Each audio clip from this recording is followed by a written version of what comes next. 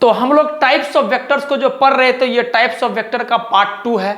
हम लोग types of vector में 3 तरह का वेक्टर्स को पढ़ लिए थे कि इक्वल वेक्टर्स क्या होता है, पैरेलल वेक्टर्स क्या होता है और एंटी पैरेलल वेक्टर्स क्या होता है। वो लेक्चर थोड़ा ज़्यादा बड़ा हो गया था, इस वजह से उसको वहीं पर कट कर दिया गया था। अब जो हमारा नेक्स्ट वेक्टर्स रहेगा वो हमारा पॉइंट नंबर 4 और वो रहेगा हमारा कोलिनियर वेक्टर्स। कोलिनियर वेक्टर्स, ठीक। अच्छा, ये हमारा 4th रहेगा। और सिमिलरली हमारा जो 5th रहेगा वो रहेगा कोप्लेनर वेक्टर्स क्या होता है। कोप्लेनर वेक्टर्स क्या होता है, ठीक। और उसके बाद जो हमारा लास्ट रहेगा वो रहेगा हमारा कॉन्करेंट वेक्टर्स क्या होता है। कॉन्करेंट वेक्टर्स क्या होता है, ठीक। चलिए आराम से हम लोग डिटेल्ड में सब चीज को देखेंगे, अच्छे से समझेंगे, कोई दिक्कत वाली बात नहीं है, ठीक। तो हम क्या पढ़ेंगे, कोलिनियर वेक्टर्स क्या होता है, कोप्लेनर वेक्टर्स क्या होता है और कॉन्करेंट वेक्टर्स क्या होता है। तो सबसे पहले कोलिनियर वेक्टर्स को पढ़ना है। बट हम कोलिनियर वेक्टर्स पढ़ाने से पहले आपसे एक छोटा मोटा बात पूछना चाहते हैं। आप कहीं ना कहीं जाने अनजाने में क्लास 8 में, क्लास 9 में, क्लास 10 में जब भी आप पढ़ाई करते होंगे तो आप एक बात जरूर मैथ में पढ़ेंगे कि कोलिनियर पॉइंट्स क्या होता है। तो कोलिनियर पॉइंट्स का सिंपल मतलब ये होता था कि ऐसा पॉइंट्स को हम लोग कोलिनियर पॉइंट्स बोलेंगे जो कि सेम लाइन में एग्जिस्ट करता है। मतलब कहने का मतलब, अगर एक लाइन ले लिए हम ये, तो हम यहां पर ऐसा पॉइंट ले लिए ए बी सी, तो हम क्या बोले कि ऐसा पॉइंट्स को कोलिनियर पॉइंट्स बोलेंगे जो कि सेम लाइन में रहता है। तो the point 2 or more point are said to be collinear if they all lie in a same line। अगर सेम लाइन में रहेगा तो उसको हम लोग कोलिनियर पॉइंट्स बोलेंगे। ये तो था कोलिनियर पॉइंट्स का बात। तो सर ये क्यों बता रहे हैं, हमको तो पढ़ना वेक्टर्स है। बाबू सेम का सेम डेफिनेशन यहां पर भी आता है कि ऐसा वेक्टर्स को कोलिनियर वेक्टर्स बोलेंगे जब वो सब वेक्टर सेम लाइन में लाई करता है। क्लियर है बात। तो हम लिखना चाह रहे हैं डेफिनेशन कि two or more vectors are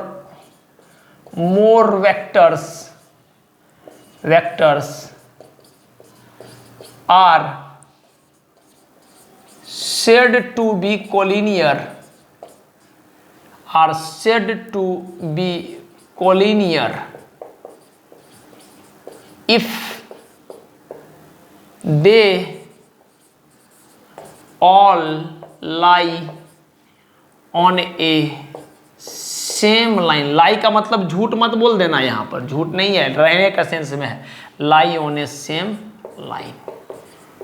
clear है। हम क्या बोले, कोलिनियर वेक्टर्स का सिंपल मतलब है दो या दो, जैसे पॉइंट में पढ़ते थे ना कि सेम लाइन में रहना है, इसमें वही बात समझो, सेम लाइन में रहना है। दो या दो से ज्यादा वेक्टर्स को हम लोग कोलिनियर बोलेंगे कब, if they all lie on A same line, अगर वो सेम लाइन में रहता है। जैसे एग्जांपल लेते हैं हम लोग, जैसे मान लिए ये एक वेक्टर ए हो गया, फिर दूसरा वेक्टर ले लिए, फिर एक वेक्टर ले लिए सी वेक्टर। तो आप देखिएगा कहीं ना कहीं ए vector, B vector, C vector एक सेम लाइन में रह रहा है। देखिए अगर हम देखेंगे अच्छा से ध्यान से तो आप देखिएगा कि सेम लाइन में रह रहा है। मतलब नहीं है कि तीनों का डायरेक्शन सेम है या तीनों का डायरेक्शन उल्टा, उससे भी हमको कोई मतलब नहीं। हमको सिंपली इस बात से मतलब है क्या कि तीनों सेम लाइन में है। हाँ देखो ना, ये रेड वाला लाइन है सेम लाइन, और इसी लाइन पे तीनों रह रहा है, तो इसका मतलब हम इसको क्या बोलेंगे, कोलिनियर वेक्टर्स। ठीक, एक और एग्जाम्पल लेते हैं। जैसे मान लिए ये ए वेक्टर हो गया, हाँ ऐसे नहीं, ऐसे ये मान लिए ए वेक्टर हो गया, ये मान लिए ये बी वेक्टर हो गया, और ये मान लिए ये सी वेक्टर हो गया।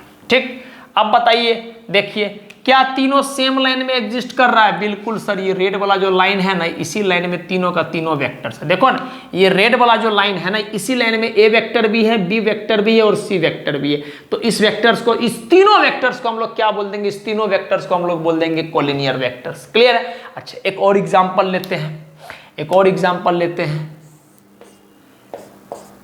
पी वेक्टर्स और क्यू वेक्टर्स। तो देखते हैं क्या सेम लाइन में है दोनों, एक बार देख लेते हैं आराम से। ऐसे किए तो क्या दोनों सेम लाइन में? हाँ सर 100% सर, दोनों का दोनों ये रेड वाला लाइन है उसी पे दोनों वेक्टर रखा हुआ है, तो इस दोनों वेक्टर्स को भी हम लोग क्या बोल देंगे? इस दोनों वेक्टर्स को भी हम लोग बोल देंगे कोलिनियर। अब एक बात आप देखे होंगे कि सर वेक्टर्स कभी सेम डायरेक्शन में भी हो सकता है और वेक्टर्स कभी अपोजिट डायरेक्शन में भी हो सकता है। मेरे हाथ को देखिएगा, हम क्या बोले? वेक्टर्स कभी सेम डायरेक्शन में भी हो सकता है और यहां पर P का डायरेक्शन इधर की तरफ, Q का डायरेक्शन इधर की तरफ, तो वेक्टर्स अपोजिट डायरेक्शंस में भी हो सकता है। इसका मतलब ये बात समझ में आ गया सर कि अगर सेम डायरेक्शन मतलब 0 डिग्री, अगर अपोजिट डायरेक्शन मतलब 180 डिग्री। इसका मतलब दो कोलिनियर के वेक्टर्स के बीच में आइदर एंगल 0 डिग्री होगा या फिर एंगल 180 डिग्री होगा। तो हम इस बात को नोट डाल करके लिखते हैं, नोट डाल करके लिखते हैं क्या? कि एंगल बिटवीन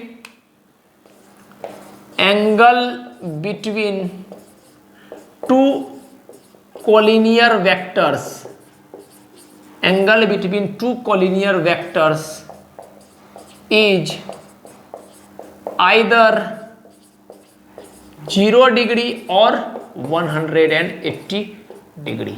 हम क्या बोले? देखो ना, सब कोलिनियर वेक्टर्स आपस में स्ट्रेट लाइन में है, तो क्या सेम डायरेक्शन में है? तो सेम डायरेक्शन में हम लोग पढ़े थे पैरेलल वेक्टर्स में कि एंगल 0 डिग्री होगा, तो सर एंगल 0 डिग्री हो सकता है। क्या अपोजिट डायरेक्शन में है? यहां पर देखो P और Q अपोजिट डायरेक्शन में, तो ये दोनों क्या है? आपस में एंटी पैरेलल वेक्टर्स हो गया और इसके बीच में एंगल्स कितना है? 180 डिग्री। तो हम क्या बोलेंगे कि दो कोलिनियर वेक्टर्स के बीच में आइदर एंगल 0 डिग्री हो सकता है या एंगल 180 डिग्री हो सकता है। क्लियर? खत्म। अच्छा, नेक्स्ट आता है हमारा कोप्लेनर वेक्टर्स। कोप्लेनर वेक्टर्स का मतलब होता है वेक्टर्स which lies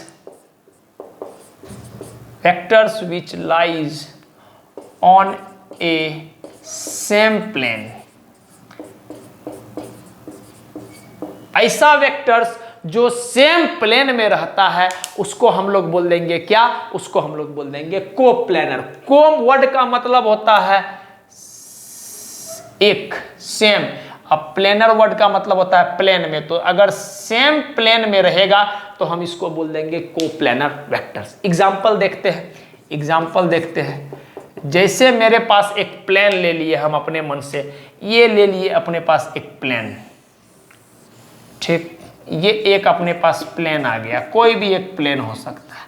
जैसे मान लीजिए बोर्ड भी एक प्लेन है, ठीक, बोर्ड भी एक 2 डायमेंशनल प्लेन है, ये एक्स एक्सिस को रिप्रेजेंट करता है और वर्टिकल जो है वाई एक्सिस को रिप्रेजेंट करता है। तो इस प्लेन में जितना भी वेक्टर्स होगा इस प्लेन में, उसको हम लोग बोलेंगे क्या? Coplanar vectors. अब इस बोर्ड के पीछे में या बगल में दीवार है, तो दीवार पे, वॉल पे जो भी वेक्टर्स होगा वो कोप्लेनर नहीं होगा बोर्ड के रिस्पेक्ट, ठीक। तो हम अपने मन से एक प्लेन मान लिए छोटा सा, और इसमें हम कुछ वेक्टर बना लेते हैं। जैसे मान लीजिए अपने पास ए वेक्टर्स हो गया, जैसे अपने पास बी वेक्टर्स हो गया, जैसे अपने पास सी वेक्टर्स हो गया, जैसे अपने पास डी वेक्टर्स हो गया, ठीक। तो क्या बोलिए आप बाबू ये कोप्लेनर वेक्टर्स है? हम ऐसे नहीं देखेंगे, हम देखेंगे सर क्या ये एक प्लेन में? हाँ सर ये एक प्लेन है और इसी प्लेन पे सब वेक्टर रखा हुआ है। इसका मतलब हम क्या बोल देंगे सर? इसका मतलब हम यहां से बोल सकते हैं here a vectors comma b vectors comma c vectors comma d vectors are coplanar vectors. Clear है कि सेम प्लेन में ये सब वेक्टर्स लाई कर रहा है, तो हम इसको कोप्लेनर वेक्टर्स बोल देंगे।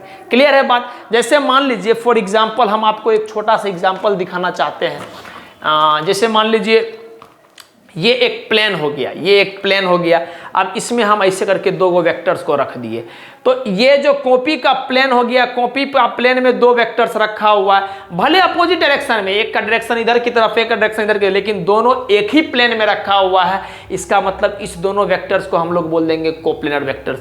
मान लिए प्लेन ऐसे हो गया, अभी भी दोनों एक ही प्लेन में रखा हुआ है, तो हम इसको क्या बोल देंगे? Coplanar vector. मान लेते हैं प्लेन ऐसे कुछ टिल्ट हो गया कुछ एंगल पे, बट फिर भी अभी दोनों वेक्टर्स एक ही प्लेन में रखा हुआ है, तो इस दोनों वेक्टर्स को हम क्या बोल देंगे? Coplanar vectors. अब मान लिया ऐसा हुआ और ऐसा हो गया, तो देखो एक वेक्टर तो इस प्लेन में है लेकिन दूसरा वेक्टर प्लेन के बाहर है, तो अब ये दोनों कोप्लेनर वेक्टर्स नहीं हुआ। तो आई होप कि आपको बात समझ में आ गया होगा। ठीक, अब हम आपको कुछ एक इंपॉर्टेंट बात आपको बताना चाहते हैं, जैसे समझिएगा बात। हम दो वेक्टर्स लिए, ये दोनों वेक्टर्स लाइक दिस, इस तरह से हम दो वेक्टर्स को ले लिए। ठीक, अब अगर हम आपसे पूछेंगे ये दोनों वेक्टर्स के बारे में, तो आप बोलोगे सर अगर हम इस कॉपी का ऐसे करके प्लेन मान रहे हैं तो इस कॉपी के प्लेन में दोनों वेक्टर्स है। ध्यान से देखो, दोनों कॉपी के प्लेन में लाई कर रहा है, इसका मतलब सर दोनों कोप्लेनर वेक्टर्स हो जाएगा।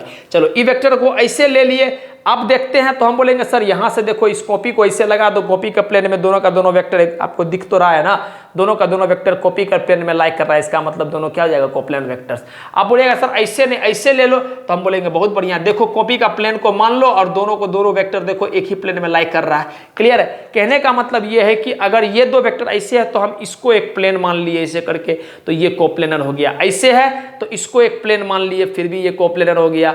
ऐसे है इसको एक प्लेन मान लिए, फिर भी ये कोप्लेनर हो गया। ऐसे है इसको एक प्लेन मान लिए, फिर भी ये कोप्लेनर हो गया। आपको जैसे मन रखना आप रख लो, जैसे मन आपको रखना रख लो। मान लेते हैं आप रखना चाहते हो ऐसे करके रखना चाहते हैं, तब भी हम बोलेंगे देखो ना ई प्लेन में है, मेरे हाथ को देखते रहो, ई वाला प्लेन में दोनों का दोनों वेक्टर है, या इस वाला प्लेन में दोनों का दोनों वेक्टर्स है, इसका मतलब सर ये कोप्लेनर। इसका मतलब 100% कंफर्म हो गया कि दो वेक्टर्स जो होगा वो हमेशा आपस में कोप्लेनर होगा। मान लेते एकदम 90 डिग्री पे आप रख दोगे, परपेंडिकुलरली रख दो, हम बोलेंगे ई प्लेन को मान लो है ही लो, ई वाला प्लेन ले लो, देखो ई वाला प्लेन को ले लो, तभी दोनों क्या हो जाएगा, आपस में कोप्लेनर वेक्टर्स हो गया। ऐसे रखोगे तो हम बोलेंगे ई प्लेन को ले लो, या ऐसे करके प्लेन को ले लो, देखो दोनों का दोनों एक ही प्लेन में लाई कर रहा है, ये देखो ई हॉरिजॉन्टल प्लेन ले लो, दोनों का दोनों एक ही प्लेन में लाई कर रहा है, इसका मतलब ये क्या है, आपस में कोप्लेनर वेक्टर्स है। तो हम यहां से एक बात लिख सकते हैं नोट डाल करके,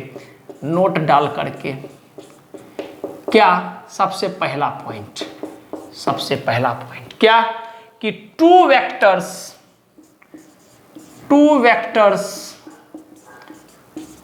आर ऑलवेज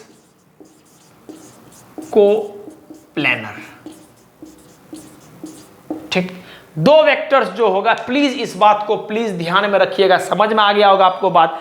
कैसे भी दो वेक्टर्स को ले लेना, ऐसे ले लो तो हम बोलेंगे कोई बात नहीं, ऐसे रखे हो बढ़िया बात है। मान लो आप ऐसे रखे थे और ऐसे रखे थे, देखो दोनों एक प्लेन में आ गया, तो ये दोनों क्या हो गया, आपस में कोप्लेनर वेक्टर्स हो गया। आप बोल रहे हो सर ऐसे नहीं रखेंगे, हम ऐसे रखेंगे, ऐसे रखेंगे, तो हम बोले रख दो ऐसे, तब भी दोनों का दोनों वेक्टर्स क्या है, एक प्लेन में आ रहा है। इसका मतलब ये कॉपी वाला एक प्लेन है, ठीक है, कॉपी का प्लेन में दोनों आ रहा है, इसका मतलब ये दोनों वेक्टर्स आपस में क्या होगा, कोप्लेनर वेक्टर। अब हम लोग तीन वेक्टर्स के बारे में सोचते हैं, थोड़ा सा देखिएगा। जैसे मान लीजिए ये वेक्टर्स है और तीसरा वेक्टर्स ये है, ठीक, तो हम आपसे पूछ रहे हैं दो वेक्टर्स का, तो आप बोलेगा सर हाँ ये दोनों वेक्टर्स एक प्लेन में है, ये दोनों वेक्टर्स एक प्लेन में है, ये दोनों वेक्टर्स एक प्लेन में है। लेकिन जैसे ही हम इस प्लेन में लाते हैं, ये दोनों वेक्टर्स को एक प्लेन में लाते हैं, तीसरा वेक्टर देखो ना प्लेन के परपेंडिकुलर चला गया। थोड़ा सा मुश्किल है समझाना, लेकिन समझने की कोशिश करो आप। ये दो वेक्टर्स है, दोनों एक प्लेन में आ गया, लेकिन तीसरा वेक्टर प्लेन के परपेंडिकुलर चला गया। इस दोनों वेक्टर्स को देखो, ये दोनों वेक्टर्स एक प्लेन में आ गया, लेकिन तीसरा वेक्टर्स क्या हो गया, प्लेन के बाहर निकल गया। क्लियर है? जैसे तात्पर्य ये है, इस तरह से समझो आप ऐसे। तो इन दोनों वेक्टर्स क्या है, बोर्ड के प्लेन में, लेकिन ये क्या हो गया, बोर्ड के बाहर निकल गया। ऐसे ले लो तो ये दोनों वेक्टर्स क्या है, एक प्लेन में, लेकिन इसको देखो ये बोर्ड के परपेंडिकुलरली निकल गया। तो सिंपली आपको इतना हम बताना चाह रहे हैं कि तीन वेक्टर्स जो है ये जरूरी नहीं है कि हमेशा कोप्लेनर होगा, लेकिन ये कंफर्म है कि दो वेक्टर्स जो होगा वो हमेशा कोप्लेनर होगा। तो दूसरा बात जो हम आपके लिए लिखना चाह रहे हैं ये क्या कि three vectors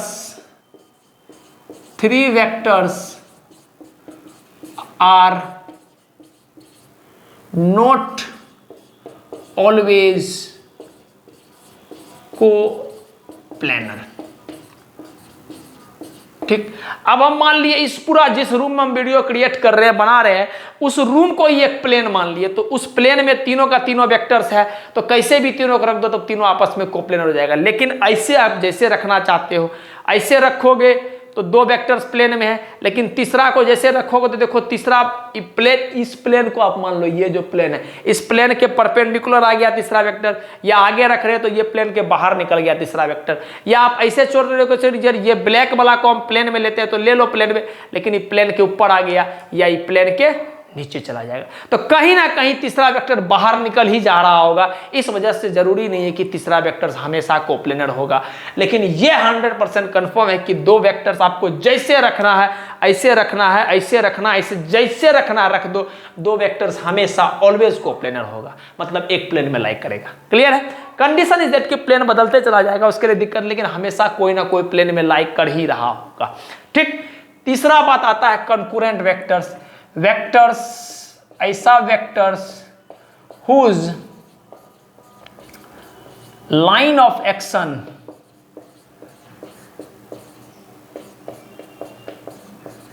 starts from same point। जैसे एक छोटा सा एग्जाम्पल, जैसे मान लीजिए एक पॉइंट है, यहाँ से एक वेक्टर ऐसे गया है ए वेक्टर्स, दूसरा वेक्टर्स ये है बी वेक्टर्स, और तीसरा वेक्टर्स मान लेते हैं ये। ठीक। तीसरा वेक्टर्स कहीं चाहे प्लेन के अंदर होगा या चाहे प्लेन के बाहर होगा, तो ये तीनों वेक्टर्स का लाइंस ऑफ एक्शन क्या है, तीनों का तीनों एक सिंगल पॉइंट से स्टार्ट हुआ है, इसलिए ये तीनों आपस में क्या हो जाएगा, ये तीनों आपस में कंकरेंट वेक्टर्स हो जाएगा। एक और एग्जांपल ले सकते हैं, ये वेक्टर्स हो गया, ये वेक्टर्स हो गया, ये वेक्टर्स हो गया, ये वेक्टर्स हो गया, या ये वेक्टर्स हो गया, A1 vector, A2 vector, A3 vector, A4 vector, और ये A5 वेक्टर। ठीक। तो आप देखिए ये पांचों का पांचों, एक वेक्टर इधर जा रहा है, दूसरा इधर, तीसरा इधर, मतलब ही नहीं है किधर जा रहा है, उससे मतलब, लेकिन सबका वेक्टर्स लग रहा है ऐसा कि एक सिंगल पॉइंट से निकला है। तो इस वजह से अगर जिसका लाइन ऑफ एक्शन, इस लाइन को हम लोग बोलते हैं लाइन ऑफ एक्शन, जहां पर वो काम करना शुरू कर रहा है, कोई ना कोई एक्टिविटी करेगा, तो जब सब वेक्टर्स का लाइन ऑफ एक्शन किसी एक सिंगल पॉइंट से निकले, सब वेक्टर्स का लाइन ऑफ एक्शन किसी एक सिंगल पॉइंट से निकले, तो इस सब वेक्टर्स को हम आपस में क्या बोल देंगे, जैसे ए बी सी यहां पर कंकरेंट वेक्टर्स हो जाएगा।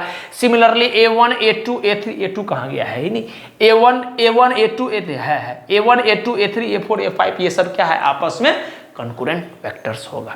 क्लियर है बात, समझ में आया होगा। हमको ज्यादातर इसमें इस वेक्टर्स पे ज्यादा फोकस देना है। कोप्लेनर वेक्टर्स क्या होता है कि ऐसा वेक्टर जो प्लेन में है, जैसे मान लीजिए ये दो ऐसे रख दिए, ऐसे रख दिए, और तीसरा को कहीं यहां रख दिए, तो ये अगर हम बोर्ड को प्लेन मान रहे हैं तो ये तीनों वेक्टर बोर्ड के प्लेन में प्लेनर हो जाएगा। क्लियर है बात। जैसे मान लीजिए इस बोर्ड को हम एक प्लेन लेकर चल रहे हैं, एक वेक्टर को ऐसे रख दिए, दूसरा वेक्टर को ऐसे रख दिए, और तीसरा वेक्टर को कहीं ऐसे रख दिए, तो क्या एक प्लेन है बोर्ड? हाँ सर, बिल्कुल एक प्लेन है। तो एक प्लेन में एक वेक्टर यहां रखा हुआ था, एक वेक्टर यहां रखा हुआ था, एक वेक्टर यहां, जब तीनों वेक्टर सेम प्लेन में लाई करेगा तब हम कोप्लेनर बोल देंगे तीनों को, वरना जरूरी नहीं है कि हमेशा तीनों सेम प्लेन में लाई करेगा। लेकिन ये 100% कंफर्म है कि प्लेन बदलेगा, लेकिन दो प्लेन हमेशा, दो वेक्टर्स हमेशा कोप्लेनर होगा, कि दोनों का दोनों वेक्टर्स एक सिंगल प्लेन में लाई करेगा। क्लियर है? प्लीज आप नोट डाउन कर लीजिए इसको। सो नेक्स्ट इज आपका जो है जीरो वेक्टर्स। ठीक, जीरो वेक्टर्स समझते आराम से। जीरो वेक्टर, या हम कहीं कहीं बुक में इसको नल वेक्टर भी लिखा जाता है। नल वेक्टर, नल वाला नहीं, नल, नल NUL, नल NULL, मतलब कोई रोल नहीं है इसका, इसको नल वेक्टर्स बोलते हैं। समझते हैं आराम से इसके बारे में क्या है। सर जीरो वेक्टर्स में जो सबसे पहला बात आपको और हमको पता होना चाहिए कि सर जीरो वेक्टर्स का जो मैग्नीट्यूड होता है, चूंकि वेक्टर में दो बात होता है, मैग्नीट्यूड और डायरेक्शन, तो जीरो वेक्टर का जो मैग्नीट्यूड होता है वो 0 यूनिट का होता है, या सिंपली हम बोलेंगे 0 होता है। क्लियर? नेक्स्ट सर, इसका जो डायरेक्शन होता है, इसका जो डायरेक्शन होता है वो डायरेक्शन जो होता है आर्बिट्रेरी होता है। आर्बिट्रेरी, आर्बिट्रेरी शब्द का मतलब क्या हुआ? Not known to us, not known to us, हमारे जानकारी में नहीं है। आपको जिधर मन लेना है उधर डायरेक्शन ले सकते हैं, कोई दिक्कत वाली बात नहीं है।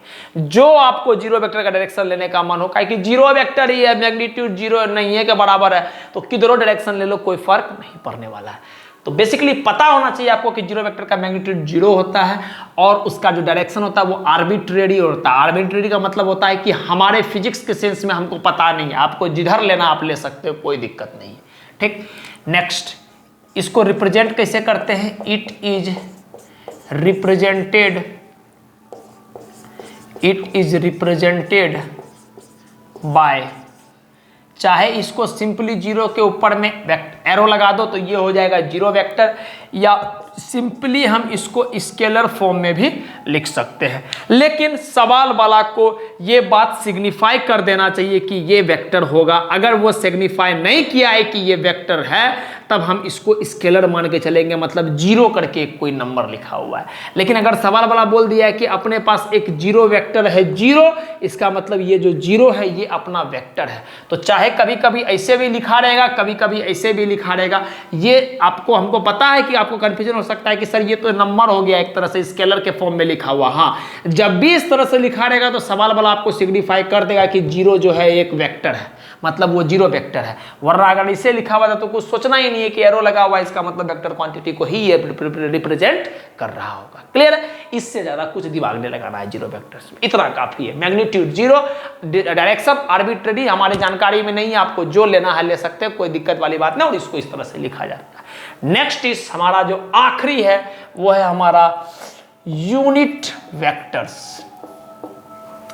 बड़ा इंपॉर्टेंट भी है, बड़ा आगे इस पे बहुत काम करना हमको, यूनिट वेक्टर्स। लेकिन अभी जब हम पढ़ रहे हैं तो बस एक डिटेल्ड में और शॉर्ट तरीका से चीज को समझेंगे कि क्या होता है, ये बस हम जानना चाह रहे हैं। ठीक, तो यूनिट वेक्टर के बारे में सबसे पहला बात मैग्नीट्यूड इसका। सर मैग्नीट्यूड, तो इसका जो मैग्नीट्यूड होता है वो होता है 1 यूनिट, एक 1 होता है इसका मैग्नीट्यूड। ठीक, 1 होता है, सिर्फ 1, 2 नहीं, 3 नहीं, 100 नहीं, 1000 नहीं, इसका मैग्नीट्यूड 1 होता है। Clear? Next direction, direction is same as that of any non zero vectors. Direction में क्या लिखे? डायरेक्शन में हम लिखे सेम डायरेक्शन होगा किसी भी नॉन जीरो वेक्टर्स के तरफ का डायरेक्शन को। इस बात को हम समझाएंगे, हो सकता है आपको समझ में नहीं आया होगा, हम इसको समझाएंगे कि क्या हम बोलना चाह रहे हैं, आराम से समझाएंगे। अच्छा, एक बात और यूनिट वेक्टर के बारे में, मेनली यूज्ड फॉर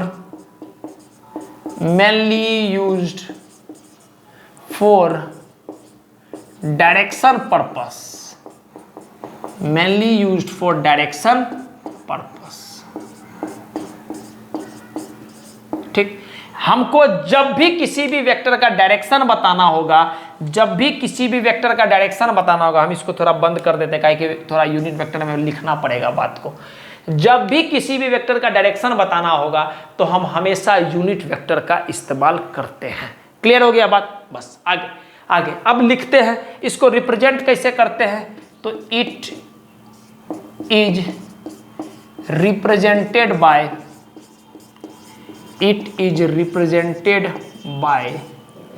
इसको हम ए लिखते हैं, और पहले भी बताए हैं हम इसको कैप करके लिख देते हैं। आपको आज ही के स्टार्टिंग के लेक्चर में जो पहला लेक्चर मिला होगा वेक्टर का, उसमें आपको बताए थे कि हम लोग डायरेक्शन को इस तरह से रिप्रेजेंट करते हैं, किसी भी ए वेक्टर का डायरेक्शन को।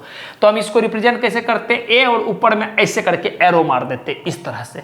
तो इसको हम लोग चाहे ए कैप बोलते हैं या हम लोग इसको ए हैट बोलते हैं, ए हैट, चाहे ए कैप बोला जाएगा इसको या फिर हम इसको ए हैट बोलेंगे। क्लियर है बात? समझ में आ गया? अच्छा, अब मेनली बात यह है कि हम इसको लिखते कैसे हैं, समझिएगा बात। हम इसका चीज को यहां लिखने का कोशिश कर रहे हैं। यहां पर ये जीरो वेक्टर में इतना जानकारी था तो इसको बॉक्स में बंद कर दिए। ये जानकारी यूनिट वेक्टर के बारे में, जैसे मान लीजिए कोई भी हमको यूनिट वेक्टर लिखना है तो हम इसको यूनिट वेक्टर को लिखते हैं ए वेक्टर्स बटे का मैग्नीट्यूड ऑफ ए वेक्टर्स। ठीक, ये सबसे इंपॉर्टेंट बात है जो आपको याद रखना है। किसी भी यूनिट वेक्टर को हमको रिप्रेजेंट करना है किसी भी यूनिट वेक्टर को हमको रिप्रेजेंट करना है तो सिंपली वो वेक्टर लिखो बटे का उसका मैग्नीट्यूड। ये जो ए है ये क्या है, ये कोई नॉन जीरो वेक्टर्स है, नॉन जीरो वेक्टर्स मतलब कि ऐसा वेक्टर जिसके पास कुछ ना कुछ मैग्नीट्यूड है, जीरो मैग्नीट्यूड नहीं है। काहे कि अगर जीरो मैग्नीट्यूड हो जाएगा तो ये चीज क्या हो जाएगा, बटे जीरो हो जाएगा और ये पूरा क्वांटिटी अनडिफाइन हो जाएगा, इसलिए नॉन जीरो वेक्टर्स है। और ये जो लगा हुआ है इसको तो आप पहचानते हैं, इसको क्या बोलते हैं हम लोग, मैग्नीट्यूड ऑफ वेक्टर्स। तो इसको हम बोल रहे हैं magnitude of non zero vectors, non zero vector. Clear है बात, समझ में आ रहा है कि किसी भी यूनिट वेक्टर को अगर हमको लिखना है, किसी भी यूनिट वेक्टर को, जैसे मान लीजिए ए वेक्टर है, ए वेक्टर का अगर हमको यूनिट वेक्टर लिखना है तो सिंपली हम लोग वेक्टर को ऊपर में लिख देंगे और नीचे में उसका मैग्नीट्यूड को लिख देंगे, बात खत्म हो जाएगा हमारा। क्लियर है बात, समझ में आ रहा है। हम क्या बोले, सिंपली किसी भी वेक्टर को अगर यूनिट वेक्टर लिखना है तो वेक्टर को लिखो और उसके बाद ये लिखो। अच्छा, यहां से अगर हम ए वेक्टर को, इसको क्या हम क्रॉस इधर ले जाकर क्रॉस मल्टीप्लाई कर सकते हैं, तो हम इसको एक बात और बोल रहे हैं, क्या हम इसको ऐसे लिख सकते हैं कि ए वेक्टर बराबर दिस इंटू दिस, मतलब दिस इंटू दिस, ऐसा हम लोग लिख सकते हैं। तो एक जबरदस्त बात का कंक्लूजन हमको यहां पर मिला, समझिएगा बात को, कि कोई भी वेक्टर को हम लोग मैग्नीट्यूड, प्लीज ध्यान दीजिएगा, कोई भी वेक्टर को हम लोग क्या लिखते हैं, मैग्नीट्यूड भी होगा, उसके पास डायरेक्शन भी होगा। तो ये क्या है सर, ये है आपका मैग्नीट्यूड, ये है आपका मैग्नीट्यूड, और ये क्या है सर, ये है आपका डायरेक्शन। ये हम प्रीवियस लेक्चर जो वेक्टर का बताए हैं आपको उसमें भी पढ़ाए हैं। हम क्या बोले, किसी भी वेक्टर को लिखना है तो उसका मैग्नीट्यूड लिख दो और उसका डायरेक्शन लिख दो। डायरेक्शन कैसे लिखो, डायरेक्शन का मतलब हो गया सर, डायरेक्शन का मतलब हो गया क्या, यूनिट वेक्टर, कैप लगा हुआ है, डायरेक्शन का मतलब हो गया यूनिट वेक्टर। और थ्योरी में लिखा हुआ भी है कि mainly used for direction purpose, इस वेक्टर का मेन काम होता है डायरेक्शन बताना, बस इतना समझ जाओ, इस यूनिट वेक्टर का मेन काम होता है डायरेक्शन बताना। इस बात को याद रखना, आगे हम बहुत यूज करेंगे इस बात का, कि हम वो क्या बोल रहे हैं कि यूनिट वेक्टर का मेन काम होता है डायरेक्शन बताना। ठीक, अब इस पॉइंट पे थोड़ा सा हम बात करना चाह रहे हैं। हम अभी डायरेक्टली बोल रहे हैं कि किसी भी वेक्टर को लिखना है, अगर उस वेक्टर का यूनिट वेक्टर लिखना है तो सिंपली वो वेक्टर को लिखो और उसका मैग्नीट्यूड को लिखो। मैग्नीट्यूड को लिखने का एक तरीका है वेक्टर में, जब हम वेक्टर का उस मैग्नीट्यूड का तरीका को पढ़ेंगे तब डिटेल में पढ़ेंगे, बट फिलहाल के लिए आप समझो कि ऐसा होता है तो होता है, इसमें हम कुछ नहीं कर सकते हैं। नेक्स्ट बात, एक बात जो आपको नोट डाल करके लिखना है, नोट डाल करके लिखना है। जैसे मान लीजिए अपने पास एक वेक्टर दिया हुआ है, नहीं तो पहले आप इसको नोट करो, फिर जाके हम नोट डाल करके आपको लिखाएंगे। फिर क्या कि स्पेस की थोड़ी कमी है, आप पहले इसको नोट डाउन कर लो, फिर जाके हम आपको लिखाते हैं। तो हम लोग जो यूनिट वेक्टर को पढ़ रहे थे, इसी में एक बात नोट डाल करके, यूनिट वेक्टर के कैटेगरी में ही आपको नोट डाल करके लिखना है। पहला बात, अगर मान लेते हैं कि आपके पास कोई एक वेक्टर दिया हुआ, ए वेक्टर बराबर ए एक्स आई कैप प्लस ए वाई जे कैप प्लस ए जेड के कैप। हम अभी इसको डिटेल्ड में नहीं समझाएंगे, ठीक है, अब अभी इसको डिटेल्ड में नहीं समझाएंगे। हम बस इतना बोल रहे हैं कि ए वेक्टर इस तरह से लिखा हुआ, आई कैप का मतलब होता है यूनिट वेक्टर इन एक्स एक्सिस, जे कैप का मतलब होता है यूनिट वेक्टर इन वाई एक्सिस, और के कैप का मतलब होता है यूनिट वेक्टर इन जेड एक्सिस। और ए एक्स मतलब जो भी वेक्टर है ये उसका एक्स एक्सिस की तरफ कितना मैग्नीट्यूड है उसको बता रहा है, ए वाई का मतलब है कि वाई एक्सिस की तरफ कितना मैग्नीट्यूड है उसको बता रहा है, और ए जेड का मतलब होता है कि जेड एक्सिस की तरफ कितना मैग्नीट्यूड है उसको बता रहा है। हम इसके बारे में अभी डिटेल्ड में नहीं जा रहे, बस एक जानकारी आपको दे दी है कि ऐसा है। ठीक, आएंगे, वक्त आएगा तो इस पर भी बहुत प्यार से आएंगे, कोई दिक्कत वाली बात नहीं है। चलिए, तब हम इसमें क्या बोल सकते हैं कि अगर हमको कल के दिन डिफाइन करना पड़ गया कि आप हमको यूनिट वेक्टर लिख के दिखाओ ए वेक्टर का, हम क्या बोलेंगे, ए वेक्टर का हमको यूनिट वेक्टर चाहिए। तो हम आपको अभी तरीका सिखाए, जिस भी वेक्टर का यूनिट वेक्टर लिखना है वो वेक्टर लिखो ऊपर में और नीचे में उसका मैग्नीट्यूड लिखो, खत्म बात। हम क्या बोले, जिस भी वेक्टर का, ये क्या है बाबू, ये बाबू यूनिट वेक्टर है, डायरेक्शन आती आपको रिप्रेजेंटेशन से समझ में आ रहा होगा, कैप लगा हुआ है मतलब ये यूनिट वेक्टर है। तो जिस भी वेक्टर का आपको लिखना है क्या यूनिट वेक्टर, वो वेक्टर को लिखो और उसका मैग्नीट्यूड को लिखो। तो इस केस में क्या हो जाएगा, वेक्टर क्या है सर, वेक्टर तो यही पूरा है, तो हम लिखेंगे इसको AXI cap plus AYJ cap plus AZ K cap, ठीक, बटे का अंडर, ये जो मैग्नीट्यूड है, मैग्नीट्यूड कैसे आ रहा है ये अभी हम नहीं बता रहे हैं, हम फिर से बोल रहे हैं कि मैग्नीट्यूड अभी जो हम यहां लिखेंगे ये कैसे आ रहा है अभी हम नहीं बताएंगे, बस सिंपली इतना बोलेंगे कि ये वेक्टर रूल ऑफ एडिशन या वेक्टर रूल ऑफ अलजेब्रा से आ रहा है। अभी हम इसमें दिमाग नहीं लगा रहे हैं ये क्या है, कैसे है, क्यों आ रहा है, बस हम चाहते हैं कि आपके नोट्स में ये पॉइंट लिखा रहेगा कि आपको आगे जब समझ में आ जाएगा तो आपके लिए ये पॉइंट फ्रूटफुल हो जाएगा। तो मैग्नीट्यूड हम लोग इसमें लिखते हैं अंडर रूट में AX का स्क्वायर प्लस AY का स्क्वायर प्लस AZ का स्क्वायर। ये हमारा क्या आ गया, ये हमारा A वेक्टर आ गया, A वेक्टर ये हमारा आ गया। जब आपके पास कोई एक वेक्टर दिया हुआ है A, तो हमारा A वेक्टर का जो यूनिट वेक्टर होगा वो होगा वेक्टर बटेगा मैग्नीट्यूड। वेक्टर को तो एज इट इज लिख देंगे, मैग्नीट्यूड में बस हम बोले कि x वाला का स्क्वायर करो, y वाला का मैग्नीट्यूड को स्क्वायर करो, z वाला का मैग्नीट्यूड को स्क्वायर करो और ऐड कर दो, ठीक ठीक। हम अभी डिटेल में नहीं समझा रहे हैं कि कैसे लिखे, बस आप लिख लो इसको, ठीक। नेक्स्ट पॉइंट इसी में एक और, अगर मान लेते हैं कल के दिन ये तो XYZ था, मान लेते हैं कल के दिन कोई 2 डायमेंशनल वेक्टर आ गया, मान लेते हैं ऐसे है कि इफ A वेक्टर बराबर AXI cap plus AYJ cap, Z axis है ही नहीं, हम बोल रहे हैं क्या कि A वेक्टर लिखा हुआ है X एक्सिस की तरफ ऐसा और Y एक्सिस की तरफ ऐसा, ठीक। काहे ये दो बात लिख रखा है कि वेक्टर है तो बाबू मैग्नीट्यूड होगा और डायरेक्शन भी होगा, मैग्नीट्यूड होगा और डायरेक्शन भी होगा, यहां पर भी magnitude direction magnitude direction magnitude direction, vector है ना बाबू तो होगा ही होगा। और हमको पता है कि सर डायरेक्शन तो हम लोग यूनिट वेक्टर से रिप्रेजेंट करते हैं, डायरेक्शन तो हम लोग यूनिट वेक्टर से रिप्रेजेंट करते हैं, बात अभी हमको आपको बता चुके हैं, तो उसी बात को हम ऐसे लिखें। तब हम यहां से वही बात फिर से बोलेंगे कि अगर हमको यूनिट वेक्टर चाहिए, A कैप चाहिए, तो हम लोग लिखेंगे A वेक्टर बटे का मैग्नीट्यूड ऑफ A वेक्टर, जो कि हम लोग सिंपली लिखेंगे A वेक्टर मतलब इसी वेक्टर को एज इट इज लिखो AXI cap plus AYJ cap बटे का मैग्नीट्यूड में क्या किया, अभी हम सबको अंडर रूट मारे हैं तो इस बार Z नहीं है तो Z वाला गायब हो जाएगा, तो हम इसको लिखेंगे अंडर रूट में AX का स्क्वायर प्लस AY का square.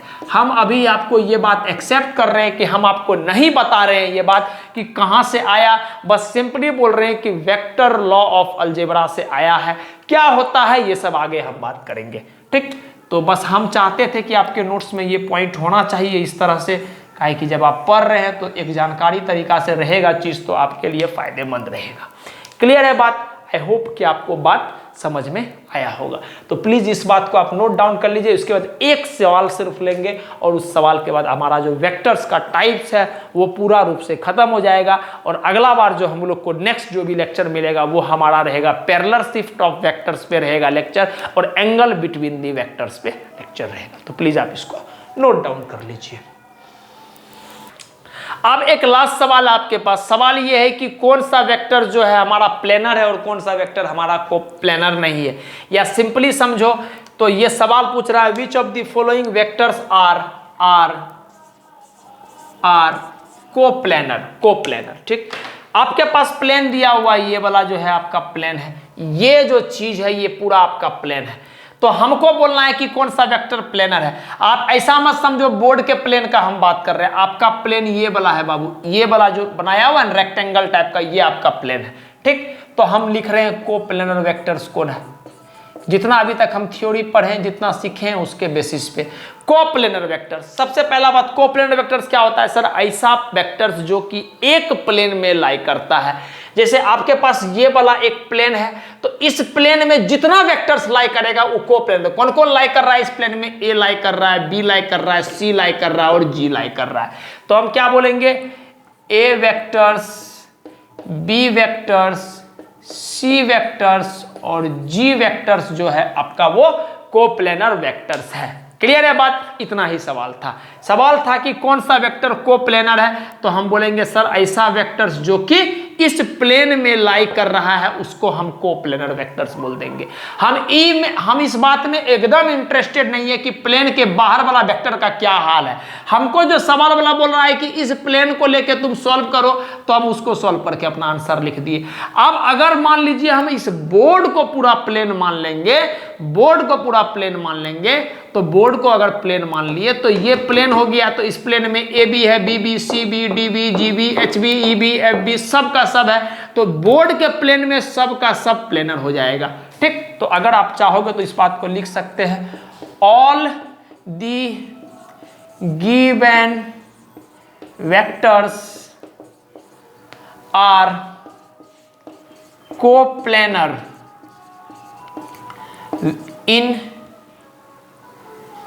in respect to plane of board।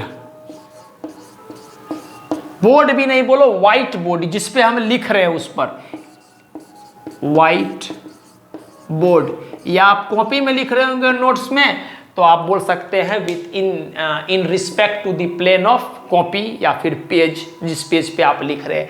तो अगर हम इस पूरा बोर्ड, फिर से हम बोल रहे हैं, इस पूरा बोर्ड को अगर हम प्लेन मान लिए तो इस पूरा बोर्ड पे लिखा हुआ ए बी है, b b, c b, d b, e f, g h, सब का सब वेक्टर कोप्लेनर हो जाएगा। लेकिन सवाल वाला बोला गया था कि which of the following vectors are coplanar, वो सवाल इस प्लेन के रिस्पेक्ट में पूछा गया है। तो इस प्लेन के अंदर में, या जैसे बोर्ड में दिख रहा है अंदर में, तो इस प्लेन पे जितना वेक्टर्स लाई कर रहा है, इस प्लेन पे मेरा हाथ को देखिएगा, उस सब वेक्टर्स कोप्लेनर हो जाएगा। मतलब ए बी इस प्लेन में है, बी भी है, जी भी है और सी भी है, तो ए बी सी जी जो है इस प्लेन के रिस्पेक्ट में कोप्लेनर हो जाएगा। क्लियर है बात? तो यहां पर आपका टाइप्स ऑफ वेक्टर पूरा रूप से खत्म हो जाता है। नेक्स्ट लेक्चर जैसे कि आपको बता दिया गया है, आपको नेक्स्ट लेक्चर जो भी मिलेगा वो आपको मिलेगा किस पे, पैरेलल शिफ्ट ऑफ वेक्टर्स और एंगल बिटवीन दी वेक्टर्स पे मिलेगा। ठीक, तो जैसा कि हम हमेशा बोलते हैं, किसी भी हाल में हो, कोई भी परिस्थिति में हो, मस्त रहिए, खुश रहिए, मुस्कुराते रहिए और पढ़ाई करते रहिए, और कम से कम वक्त निकाल के अपने बारे में अच्छा सोचे। अगर आप अपने बारे में अच्छा सोचिएगा, इतना अगर आप हिम्मत करते हैं कि अपने बारे में अच्छा सोच सकते हैं, बुरा तो सोच ही लेते हैं, घास को उगाने में मेहनत लगता नहीं, गुलाब खिलने में वक्त लगता है। तो अगर आप अपने बारे में अच्छा सोचिएगा तो नो डाउट आपके साथ अच्छा ही होगा। आज जो हो रहा है उससे मतलब नहीं, वक्त बताएगा आपके साथ बहुत अच्छा होगा। ठीक, तो मस्त रहिए। चलिए, थैंक यू। प्लीज आप इसको नोट डाउन जरूर कर लीजिएगा।